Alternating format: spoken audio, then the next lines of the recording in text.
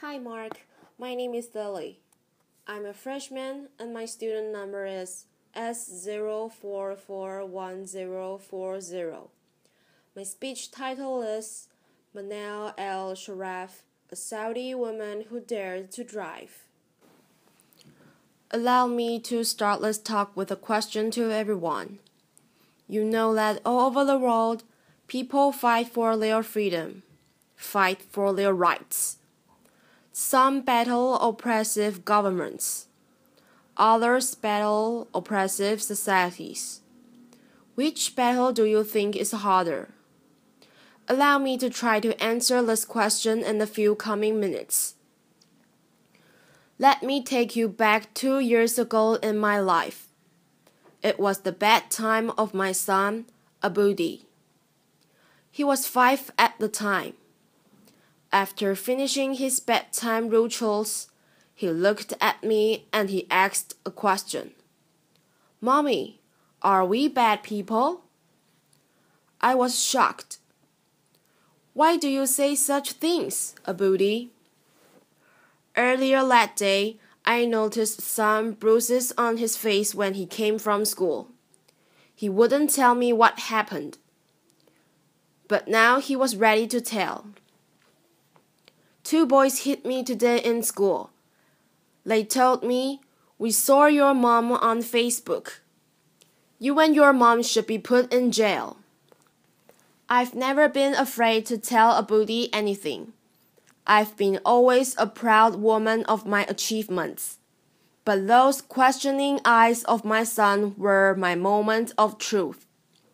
When it all came together, you see, I'm a Saudi woman who had been put in jail for driving a car in a country where women are not supposed to drive cars. Just for giving me his car keys, my own brother was detained twice, and he was harassed to the point he had to quit his job as a geologist, leave the country with his wife and 2-year-old son. My father had to sit in a Friday sermon listening to the imam condemning women drivers and calling them prostitutes amongst tons of worshippers. Some of them are friends and family of my own father. I was faced with an organized defamation campaign in the local media combined with false rumors shared in family gatherings, in the streets and in schools. It all hit me. It came into focus that those kids did not mean to be rude to my son. They were just influenced by the adults around them. And it wasn't about me. And it wasn't a punishment for taking the wheel and driving a few miles. It was a punishment for daring to challenge the society's rules. But my story goes beyond this moment of truth of mine. Allow me to give you a briefing about my story. It was May 2011, and I was complaining to a work colleague about the harassment I had to face trying to find a ride back home. Although I have a car and an international driver's license, as long as I've known, women in Saudi Arabia have been always complaining about the ban. But it's been 20 years since anyone tried to do anything about it, a whole generation ago. He broke the bad news in my face. But there's no law banning you from driving. I looked it up, and he was right. There wasn't an actual law in Saudi Arabia. It was just a custom and traditions that are enshrined in rigid religious fatwas and imposed on women. That realization ignited the idea of June 17, where we encouraged women to take the wheel and go drive. It was a few weeks later we started receiving all this, "Men wolves will rap you if you go and drive." A courageous woman, her name is Najala Hariri. She's a Saudi woman in the city of Jeddah. She drove a car and she announced, but she didn't record a video. We needed proof. So I drove. I posted a video on YouTube, and to my surprise, it got hundreds of thousands of views the first day. What happened next? Of course, I started receiving threats to me to be killed, raped, just to stop this campaign. The Saudi authorities remained very quiet. That really creeped us out. I was in a campaign with other Saudi women and even men activists. We wanted to know how the authorities would respond on the actual day, June 17, when women go out and drive. So this time, I asked my brother to come with me and drive by a police car. It went fast. We were arrested, signed a pledge not to drive again, released. Arrested again. He was sent to detention for 1 day, and I was sent to jail. I wasn't sure why I was sent there, because I didn't face any charges in the interrogation. But what I was sure of was my innocence. I didn't break a law, and I kept my abaya. It's a black cloth we wear in Saudi Arabia before we leave the house. And my fellow prisoners kept asking me to take it off. But I was so sure of my innocence. I kept saying, "No, I'm leaving today." Outside the jail, the whole country went into a frenzy, some attacking me badly, and others supportive and even collecting signatures in a petition to be sent to the king to release me. I was released after 9 days.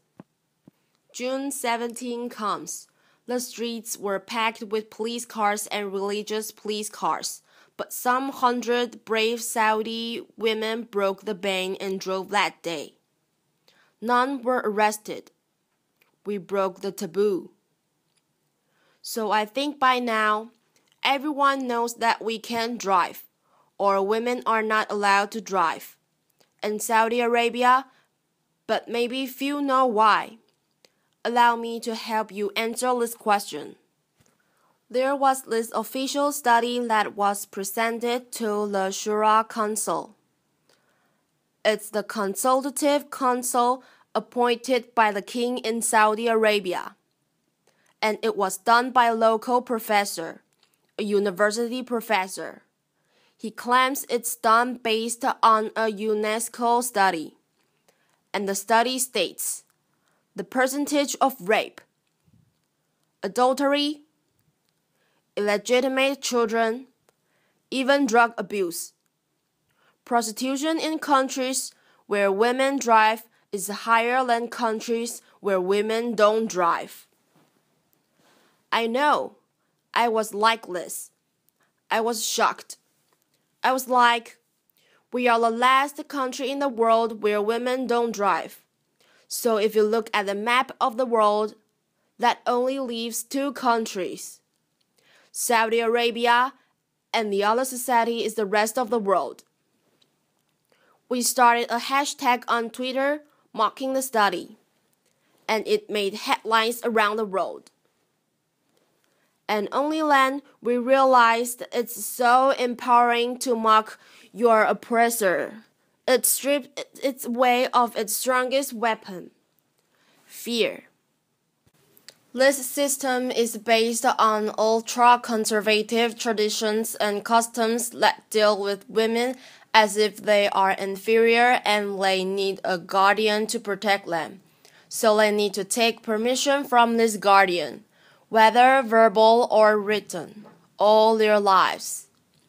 We are minors until the day we die, and it becomes worse when it's enshrined in religious fatwas based on wrong interpretation of the Sharia law or the religious laws. What's worst, when they become codified as laws in the system, and when women themselves believe in their inferiority, and they even fight those who try to question these rules.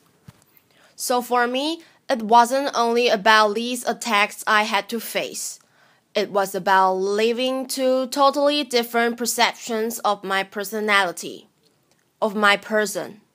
The villain back in my home country and the hero outside. Just to tell you, 2 stories happened in the last 2 years. One of them is when I was in jail. I'm pretty sure when I was in jail, everyone saw titles in the international media, something like this during these 9 days I was in jail. But in my home country, it was a totally different picture.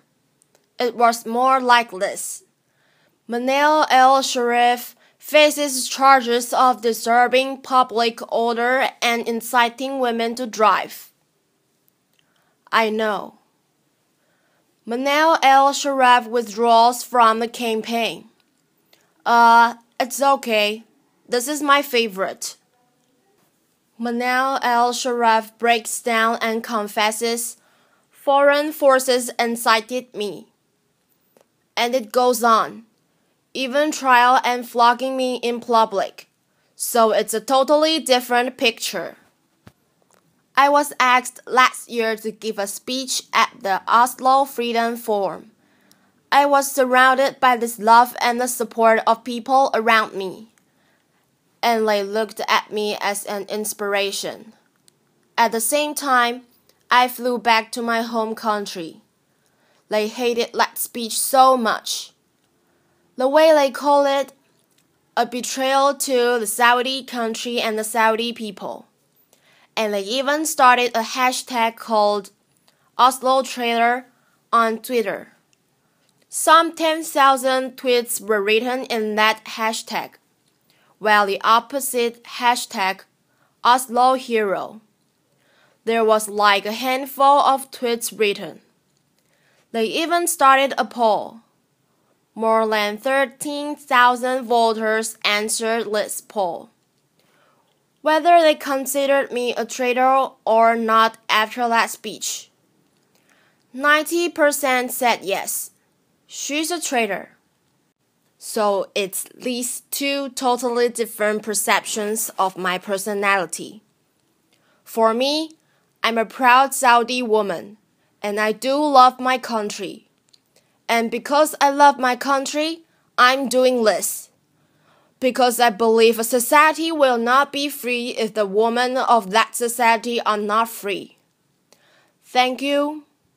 Thank you. Thank you. Thank you. Thank you. Thank you. But you learn lessons from these things that happen to you. I learned to be always there. The first thing, I go out of jail. Of course, after I took a shower. I went online. I opened my Twitter account and my Facebook page. And I've been always very respectful to those people who are opining to me.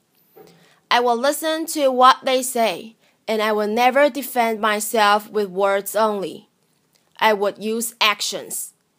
When they said I should withdraw from the campaign, I filed the first lawsuit against the General Directorate of Traffic Police for not issuing me a driver's license. There are a lot of people also, very big support, like those 3,000 people who signed the petition to release me.